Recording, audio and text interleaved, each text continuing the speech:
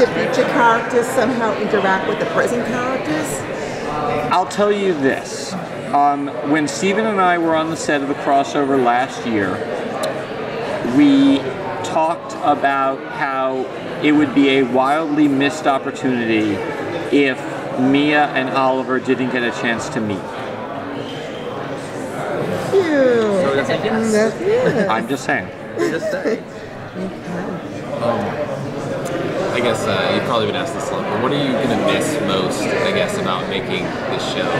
Oh, that's a great question. Actually, no one's ever asked me that. I the people.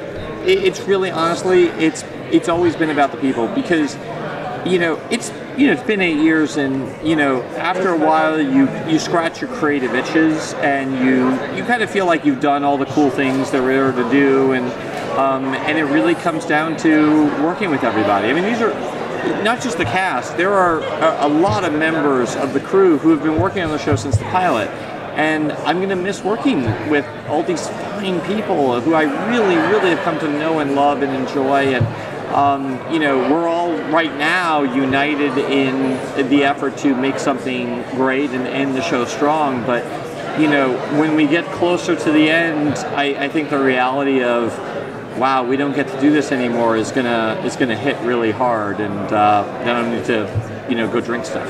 So now that after Arrow ends, is it still gonna be called Arrowverse? What's it gonna be called? I hope so. I mean, I hope so. It's really up to all of you people. To nickname it. You guys tell us. I know from a production standpoint, it's probably not likely, but one of the defining relationships in there has been Oliver and Barry's relationship. Yes. See them very often together. What are the chances before the crossover? Do we see them on? Could they cross paths before the crossover?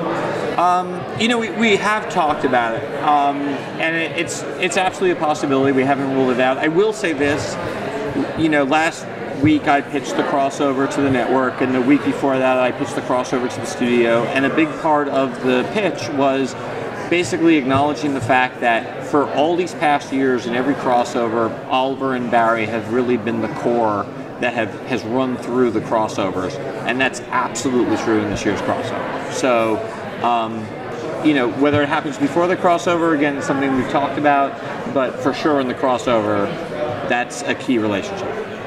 Off of that, every year on every show, there's this idea of the big bad, yes.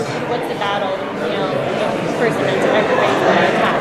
And this year, it seems like for all of the shows, that quote-unquote big bad is time. Would you say that's accurate? That's a great way of putting it. When we pitch it, we talk about in terms of destiny.